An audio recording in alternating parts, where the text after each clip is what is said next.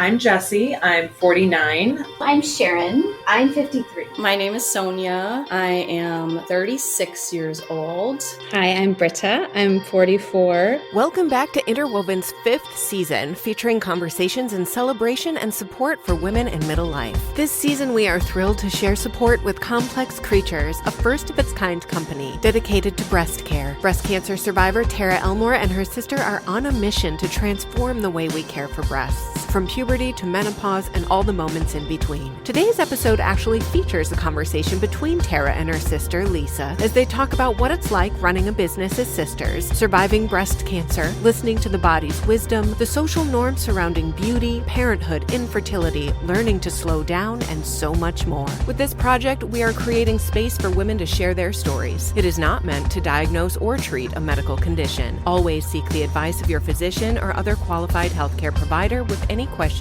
you may have regarding your health and well-being. Remember to hit subscribe so you can be the first to know about new episodes, and visit our website to join the Interwoven community, receive newsletters and event information, access all of our resources, and connect with us on social. Find us at interwoven.com. That's INTERWOVXN.com.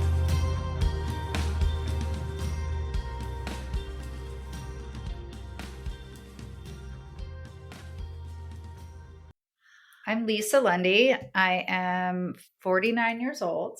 I almost said 48.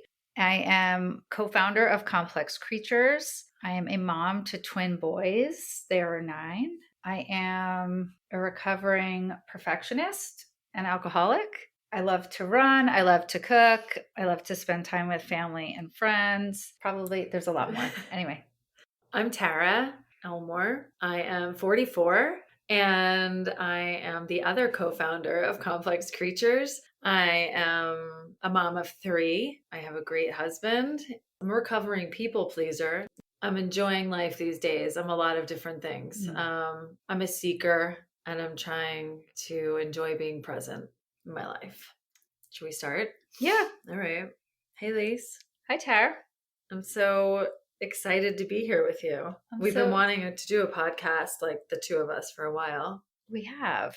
It's funny to be in the same room too, because lately we have not been able to spend a lot of time in person, even though we live 10 minutes away from each other and have a company together. Yeah. Do you want to say more about that? Which part? I don't know. Should we let the people know how we met? Sure. Well, we're sisters, so we met a couple days after Tara was born. She probably doesn't remember. I just turned 5 and I had a little brother, and I was beyond thrilled to have a baby sister. It makes me kind of almost feel like I'm going to cry. I'm going to cry. It was truly the most fun thing to get as a big sister, being 5 years old. And the story goes that Mom let you wheel me around the neighborhood in my stroller to introduce me to everyone. Right? Yes. You were very much my baby. And we had a big stroller. It was 1979. Yeah. So it was still a pretty bulky kind of, what are those things called? It's like a carriage, like a baby carriage. It was very rectangular, and she stayed on the street down at the end of the side, at the end of each driveway. And our brother Adam and I went and knocked on the doorbells and introduced you, which is really cute and fun. And it's been a kind of a wild ride since. It's been a wild ride. Right? Yeah. Yep. And then ever since I can remember, you were always just my big sister, and I wanted to do everything you were doing. You were cool. You were fun. You were like a second mom. Pretty much like asked you everything that I wouldn't ask Mom, which was most things. And we've always had, and then as we got older, we've always been really tight. Except when we're not. Which we are. And actually, so maybe I think it's been interesting. We're so close. We also I mentioned a brother. We also have a younger sister. I would say, and maybe you would say, we're kind of have a relationship like as a unit of 4, and then the girls, and then Adam and I as the older ones, you and Beth as the younger ones. So there are all these different dynamics and relationships. And one of the challenging, beautiful, interesting things of working together has been having to work through and undo and look at some of these family systems and dynamics that we can automatically kind of fall back into.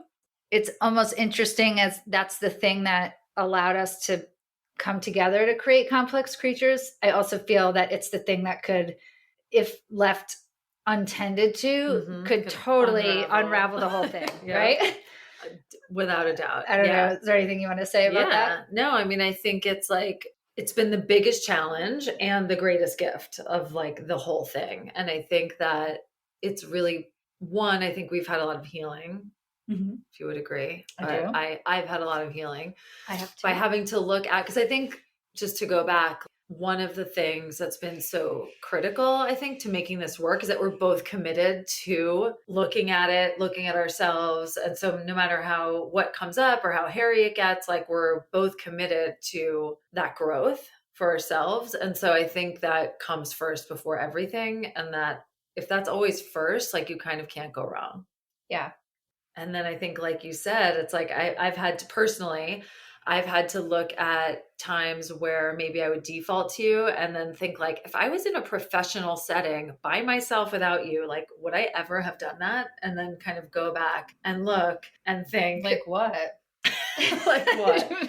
Like, you know what? Like letting you take the lead on a meeting or a fundraising phone call or certain things where maybe it does come more naturally to me to be straightforward and hold the thread and kind of take the lead on a meeting or get through the agenda or something like that. Whereas because you're like, I feel, if I'm in like a familial role, I feel like little sister. And so I'm letting you take the lead, but really that's like not how I show up in the world when I'm without you, you know? And so just having to look at that and find a place for that and like redo it. It's uncomfortable sometimes, like really uncomfortable. I know. I've learned so much from you. I've learned a lot about you. I've learned, right? Because I see you in that way. Yeah, we don't work together. We've never worked together until now. So learning about different strengths that you have, and also as the oldest child, kind of head of family role sometimes can feel like I have to do the whole, like it's all on me. I have to do it. And really learning that, I don't have to do it. We're partners. And wow, Tara's really good at that. How does she do it?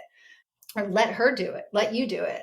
And so that's been really cool. And also seeing some of my own just relentlessness and workaholism and, which has to, sometimes you need as a startup and keep going and being the engine. And then other times it has diminishing returns, sort of getting back to health and breast health.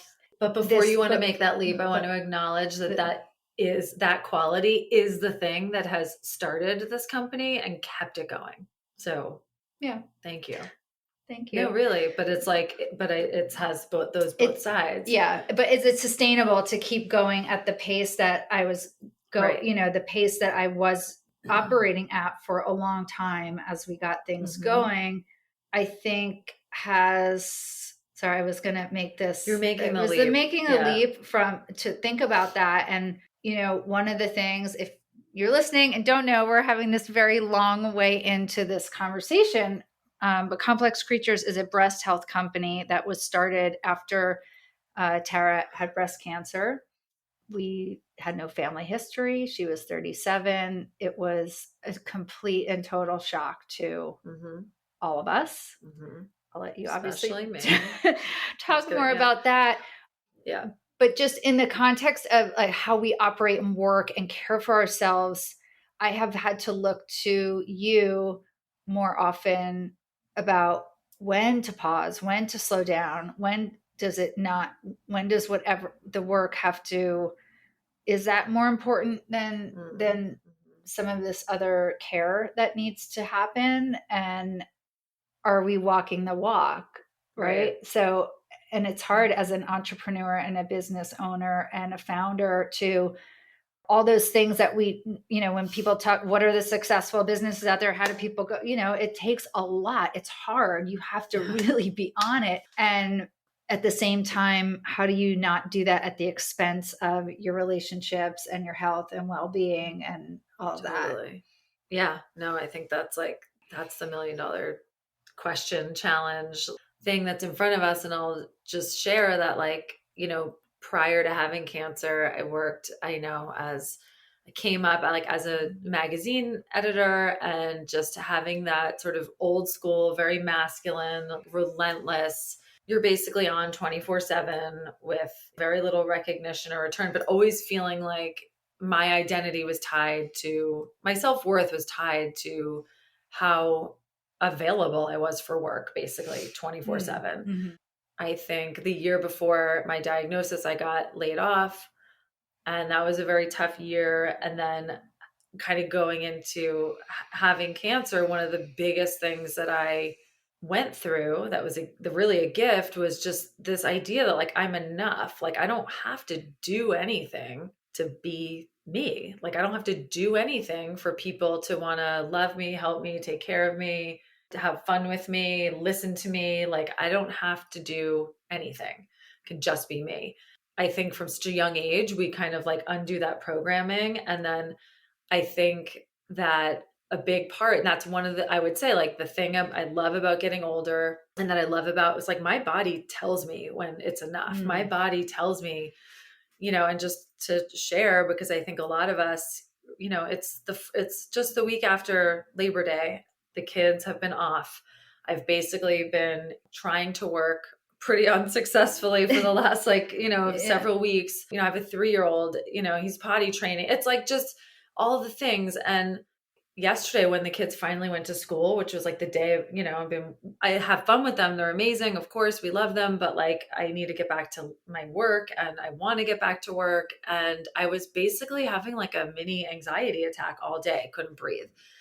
It was just the overwhelm of everything that I've been sort of putting off, that in my head, it was going to get done yesterday somehow in 5 hours, which is just not realistic. I felt the same. Yeah. But your body tells you. And so that's one of the things I love about getting older and feeling more comfortable in my body. It's it's actually telling me everything I need to know. It's just, am I willing to listen and follow? Mm-hmm. I would agree with that. Yeah. Yeah. Do you feel like that's come with age, or just through different experience, or? Yeah, it's definitely come with age. It's interesting when you said, part of your thing that you learned, was how available you were to work, and how you tied your self-worth to that. And I tied my self-worth to how much could I do, right? Mm-hmm. The tasking and accomplishing and never stopping. It's never enough. And so taking a pause, and I'm a projector, if you're into human design, and really learning about some of those things has helped me so much about that. I'm not built to do that. And I was getting sick all the time, and I would get, you're saying your body tells you, and my body would tell me, I just would completely ignore it, I can't hear you. So, just power through, and then, just crash and be so sick. And there was just a horrible cycle of that for me in the early years of parenting. And I would get so completely run down, and then get so sick where I would have to be, for 10 days and in my bed a lot of those days, really, really sick. So now having the cues that I pay attention to when I feel tired, to slow down and really double down on my self-care. Yeah. What do you do when you have no time for self-care? That's been lately. And I remember when I was pregnant with Luke and Ronan, and Meredith said, she wrote me, and I was about to turn 40, and I turned 40, and then I had them a week later, and she wrote me this beautiful birthday letter card. And one of the things she talked about a lot was how the space-time continuum changes when you become a parent, and that, I didn't know really what she meant, because you really can't know what it's like for your time not to be all your own until it's not. You can think you know, but you can't really understand that until you're in that. And I remember the boys were just days old. I was recovering from a C-section, and I was lucky. We had a lot of support. And I remember I walked down, we lived in Brooklyn still, and I walked to the outdoor terrace, like in our building at the courtyard. And I just sat there for maybe it was 5 minutes and just said, oh, okay, this is my alone time today. This is my time today. And I sat in the sun and I closed my eyes, and it's not endless hours of time for myself, and had to just make the most and shift for that. So that's honestly something that I try to return to, even if when you're really pulled, and, I can handle it very, without a lot of grace a lot of the time when I don't, like last night, I kind of lost it. I just feel tired, and I end up working on the off hours, right? If we don't have childcare and we're both working from home, and I'm usually the person that kind of greets the kids at 3 and gets them set up what they're doing. And that just disrupts the workday. And so that window from 3 through dinner time is very often very interrupted work time or little work time. And then I'll have to get back on after dinner or in the morning. And so then it feels like the boundaries around work are, I don't know, really tricky. Really tricky. Yeah. Should we talk about boobs? Sure. Always. Always. Boobs for life. Tell us about your boobs. What do you wish you could tell your younger self about her boobs? Oh, gosh. Well, I wish I could tell her that they're yours. They don't need to be anything else. They're perfect as they are. I mean, you know this a lot. I had pretty small boobs most of my life. I remember I was really young, like maybe 9, just when they start coming in, they call them buds, and they hurt. It's hurt. But I was always pretty breast obsessed for some reason. I remember Dana Blumberg's mom had this book, the puberty book, and they had these drawings, and it was like, from, I don't know, 10 or 12 to all the way up. And the drawing, of course, was a Caucasian girl, woman, slender, and then, with this like perfectly rounded small C size boob, right? And looking at that, I guess my 9-10-year-old mind thought that's what mine will look like eventually. They sort of stopped at 14 or something.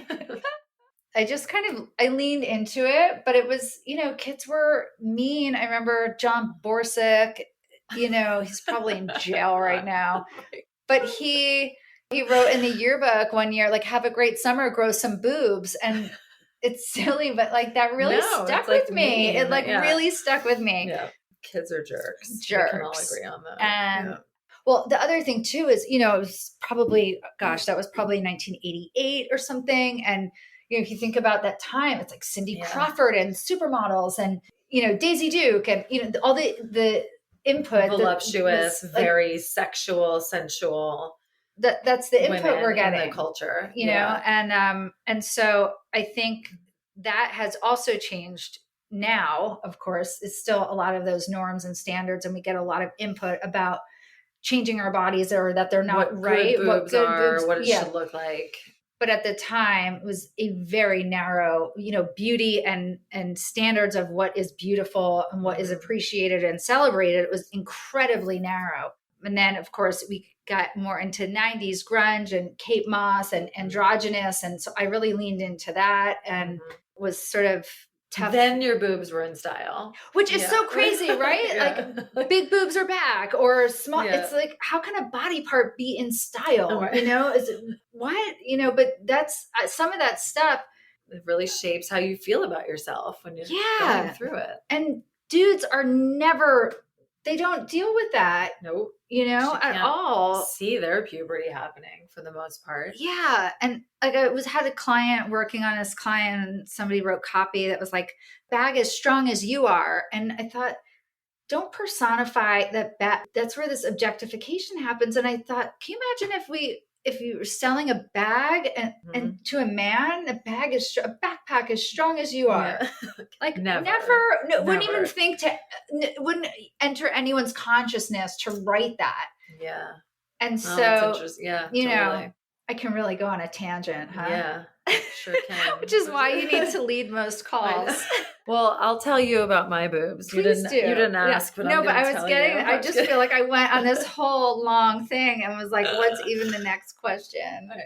Please tell me about your boobs. Okay, well, I'll say because you and mom, sorry, mom, gonna share, but you guys had small boobs. So my thing that I looked up to was less culture, but more you guys. And so when I started to grow boobs, they surpassed yours. They're not big. I mean, they're pretty small, but like, they were like a C or something, like a B, C. They were which, like, good. they were good. Yeah, they were good. But I didn't think they were good at the time, Right. you know? Yeah. And then because a lot of culture stuff, like my nipples weren't teeny and perky. And, because we don't see, I don't know, I just didn't have any reference or feel like they were what I thought they should be. Right. Yeah. And so we all sort of had this idea that we were not thinking that they are what they quote unquote should be. Yeah.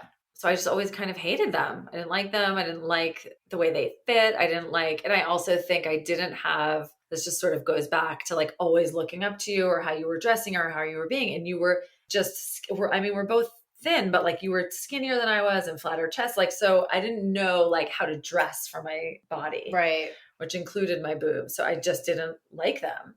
And so it wasn't until I got a little bit older and could figure that out, but then really until I had cancer that I was like, oh, I actually don't want to get a mastectomy. I mean, some people really are like, get them off of me and they just want them done and gone. I had that option, but all 3 surgeons that I met with didn't actually recommend that. They were like, you could have a lumpectomy. And I was like, I'm good with that actually. And so I did. So I still do have my boobs and I love them. They're saggy and they're 44-year-old boobs that fed 3 kids. Well, Which is one incredible. fed 3 and the other one fed 2 because one kid was post-cancer. So no, which is incredible. And so I feel grateful and I also have a partner who really like loves and appreciates my body. And so I feel way more comfortable and confident in my body now than I ever did when I was like 20. But it's so ridiculous when you look back and I'm like, oh, my body was probably great back then, but I just couldn't appreciate it.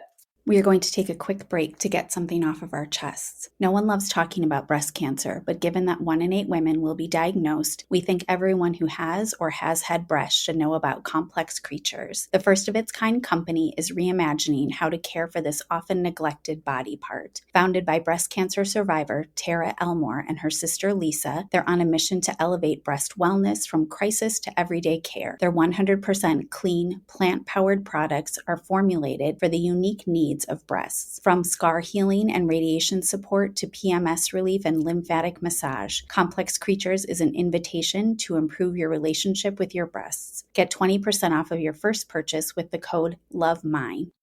Do you want to talk a little bit about breast cancer or not Sure. really? Yeah, sure. What do you want to know?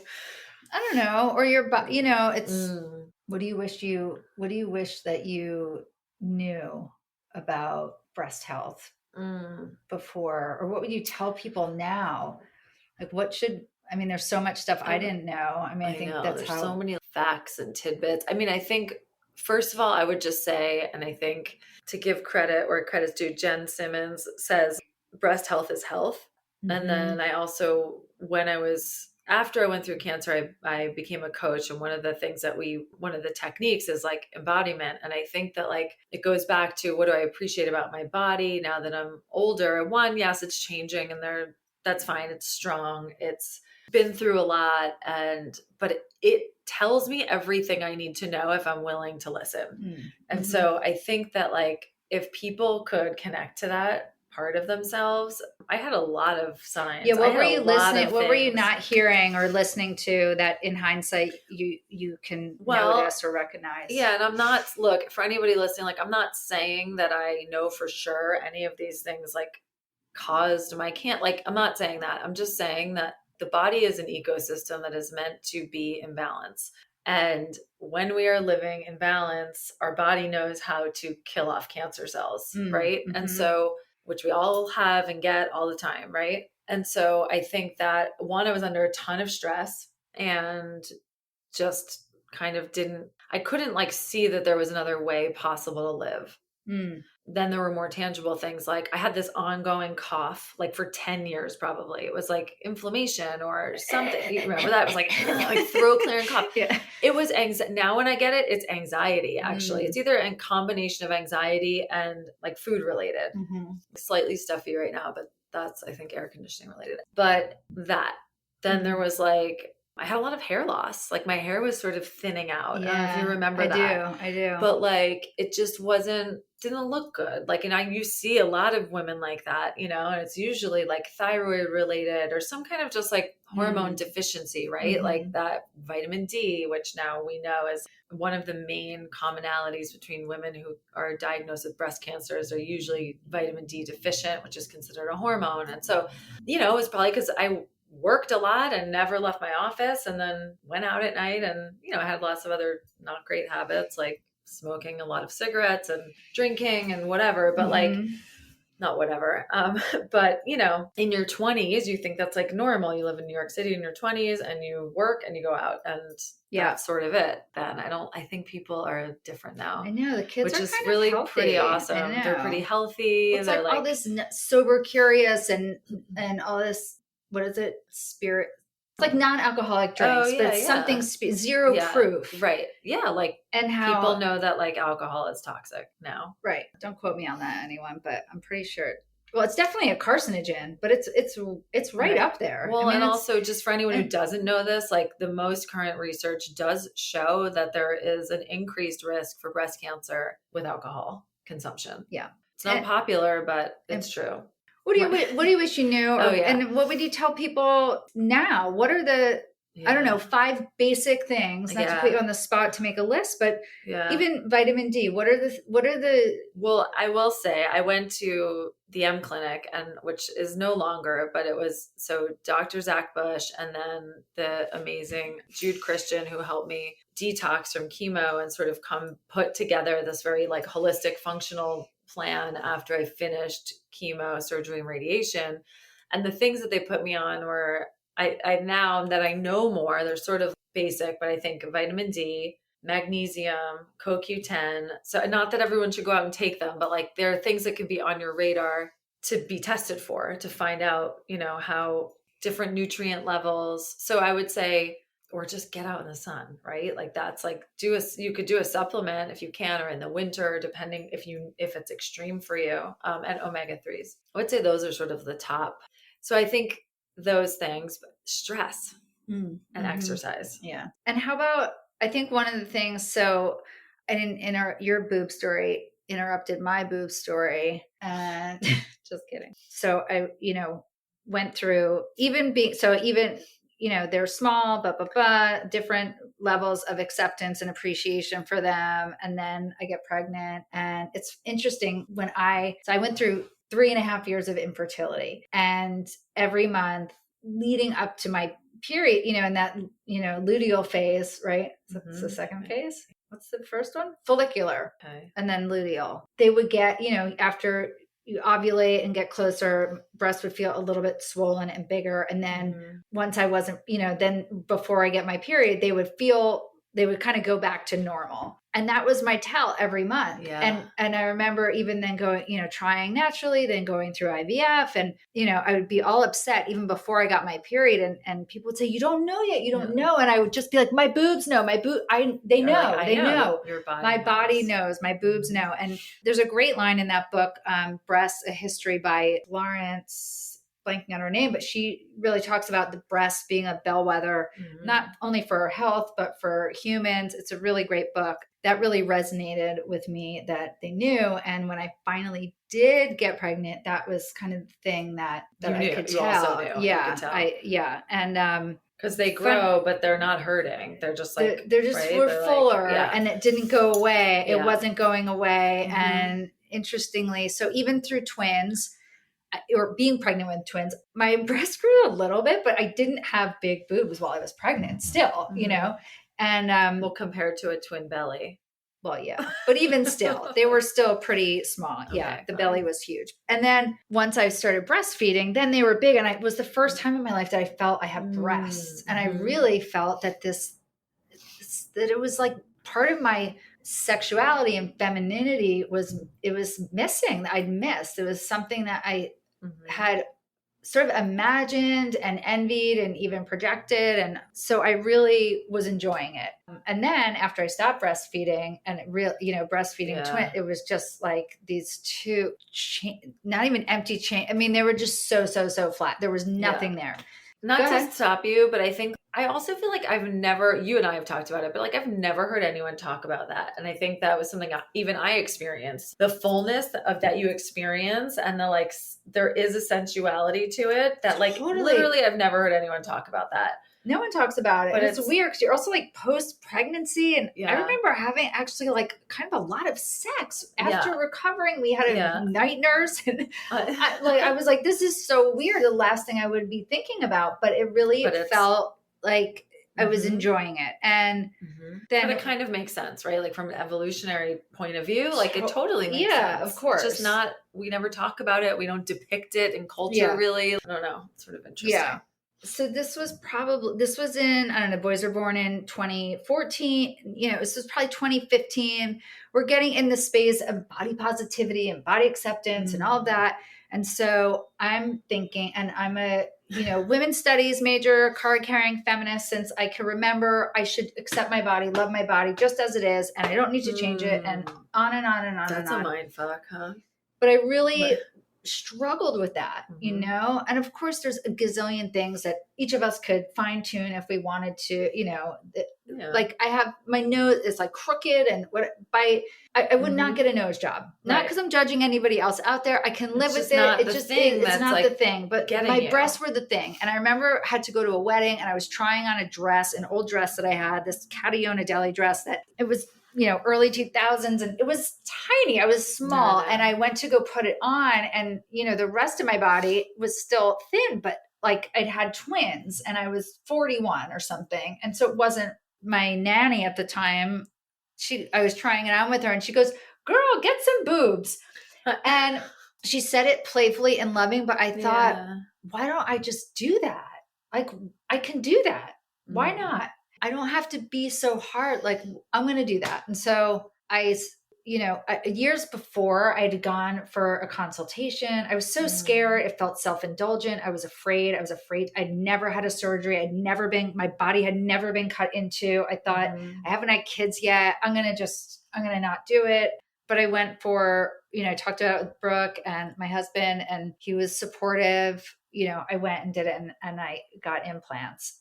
It's funny. I very easily now say, knowing what I know about the body and breasts and all of this and breast implant illness and what no one talks to you about, it's common sense to me now, but you're putting like a foreign object in your body. So we put a lot of faith in modern science, and no one's saying it's bad or it's safe or whatever. And a lot of people are totally fine. Totally fine. Including you. Thank God. I've had no issues. Knock wood, like you've been knock wood. Fine. The things I will say, your doctor, I didn't want them to be too big. That was my big fear. And they're not too big, but they are bigger than I would have wanted. And you're knocked out on a table, and they make the final call.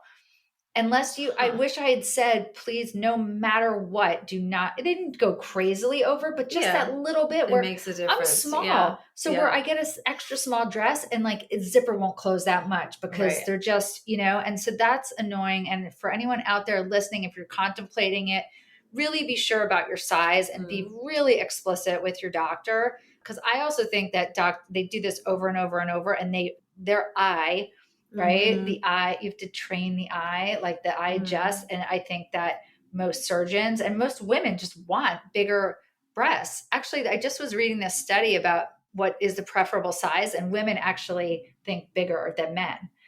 Oh, interesting. Which is interesting. What do women think? Do you remember what it was? I'd have to pull it up, but it's close, but they're small percentage differential. They think bigger is more preferable. Huh. so all of this about, I spent a lot of time thinking about my breasts, other people's breasts, what's the right size, what's the, and breast cancer was never on my radar. Breast health was never on my radar. I didn't do self exams. I had some idea that small breasts you wouldn't get breast cancer, or if you did, it would be so obvious because there's no boob there, so if there was anything there, I would know. But just also not understanding and knowing how a tumor grows, what is an early stage. You might not even feel it at that early of a stage. And that by the time you do, it's, more advanced. And so that was the thing when we started, after you were on the other side of treatment or pretty deep in that process and thinking about, now I'm high risk. I didn't even know, we had no family history, and something I never thought about it. I think I had one mammogram. And now I'm in this getting monitored within an inch of my life every 6 months. And I just wish that I wanted information. Nothing felt readily available. Actually, how we started making the breast oil, I was in the early years of, really starting to feel the symptoms of perimenopause. And I was, I guess, your age, really, like 44, 43, and starting to have really sore breasts before my period, and really painful, a lot of stagnation, bloating, just heavy symptoms.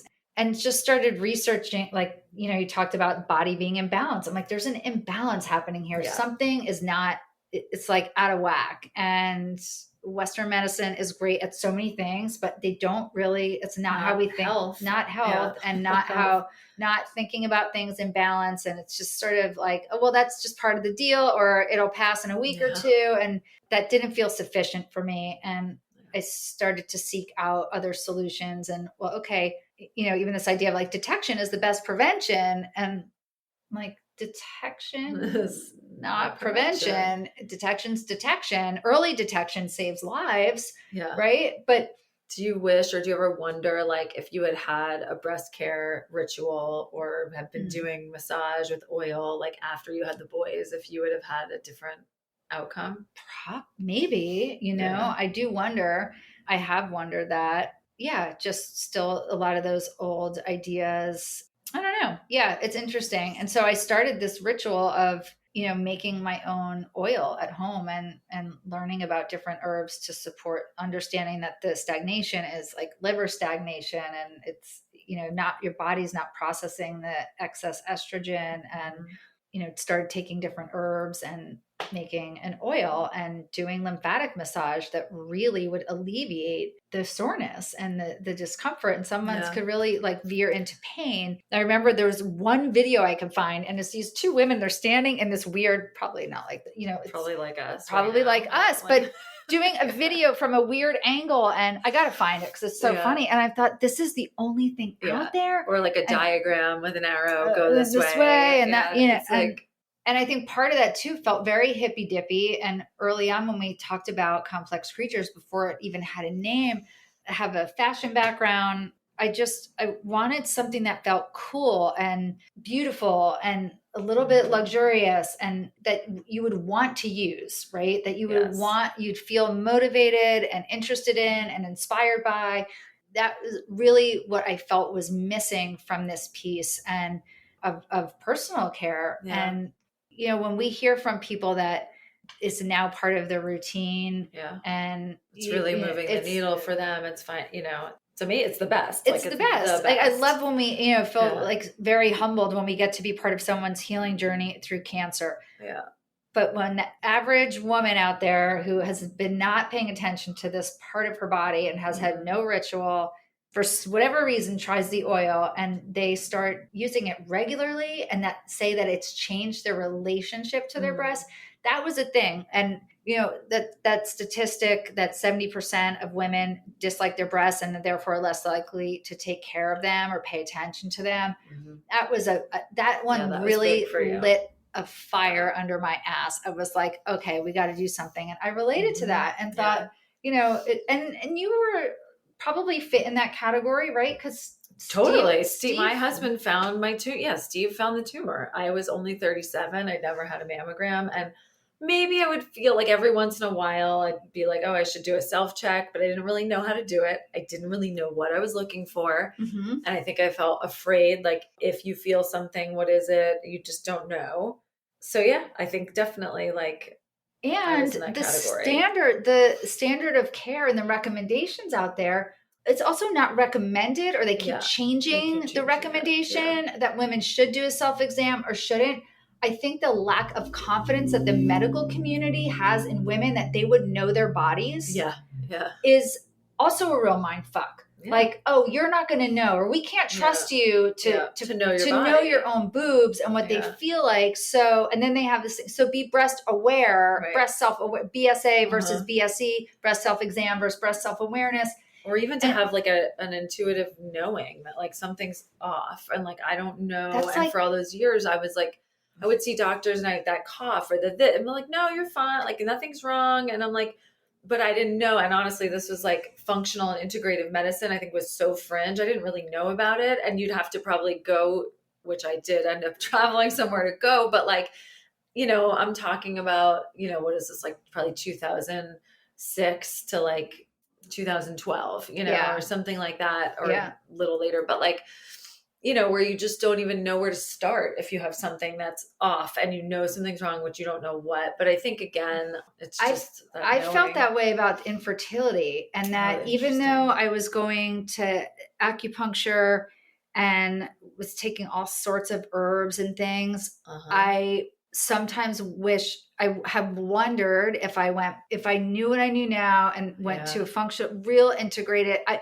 mean, I wasn't even really eating organic. It still wasn't clear how important that was and what that could do. And then the years of that, and who knows, we'll never know, right? We'll never really know what caused it, or if anything would have changed, but it has crossed my mind.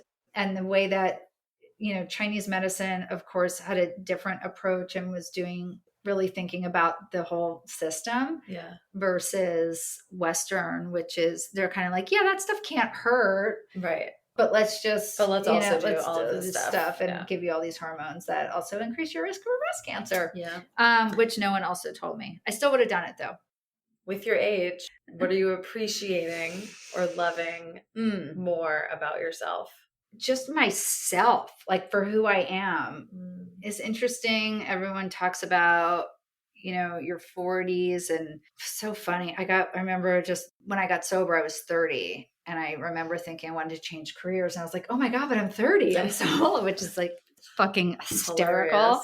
But that I had so much time, and even in your 40s, and I care less what people think, and just really leaning into my feeling more integrated in every way, and having hopefully more self-awareness and just being myself more, and wishing, oh my gosh, I wish that if I could go back, I would really lean into being myself more. Yeah. And as far as my body goes, it feels strong. I feel good mostly, but menopause and peri is real. And so I'm sort of past the bloating phase, but just my joints hurt, my body hurts more, like my sleep is interrupted. I miss all that collagen, and but mostly feeling, I don't know, that wasn't good. What you're appreciating more about your body now. What am I appreciating? Yeah.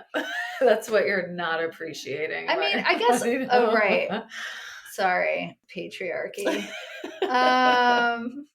Fuck the patriarchy. I guess all of my body, like that, all right, like that we're aging, and what's the alternative, right? Grandpa would always say, it beats the alternative. The best grandparents ever. But seeing the people, you know, you get older and friends are getting sick and dying, and that I'm healthy, and that I get to have this body, and it's been pretty damn good to me for a long time, and that I want to take care of it. Did I answer the question? Yes, you did. Okay.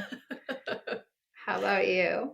I want to challenge myself to give a different answer, but I think it's just true. Like, I'm just enjoying being me. I'm really enjoying my kids and my marriage. And I feel like have crossed into a different level of really trying to seek joy, like, which you would think would be an obvious thing that you would have after cancer, where people are like, oh, I'm like living that. Like I did for a little, and then things got really fucking hard again, like I had another kid and we had COVID and life was hard for a little bit. And so I'm enjoying that things are feeling more connected. Yeah. I just feel more confident in myself. Yeah.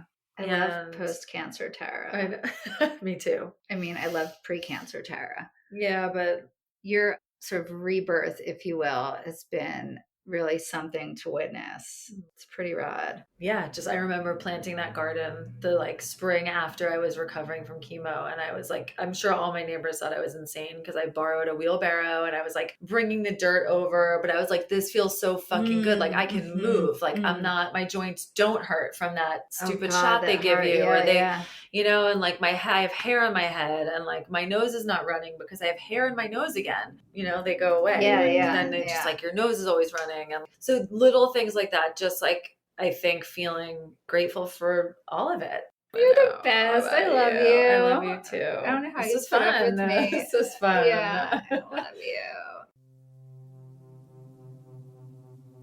Thanks for joining us today. We invite you to give us a star review and to hit subscribe for a new empowering conversation each week. Visit our website where you'll find our newsletter, event dates, and other amazing resources. Visit interwoven.com, that's interwovxn.com, to sign up today. This show's copyright is fall of 2023. Our Interwoven producers are Teresa Kopak, Rebecca Jankowski, and Jen Gilmore. All original music was created and performed by Gina Barrington.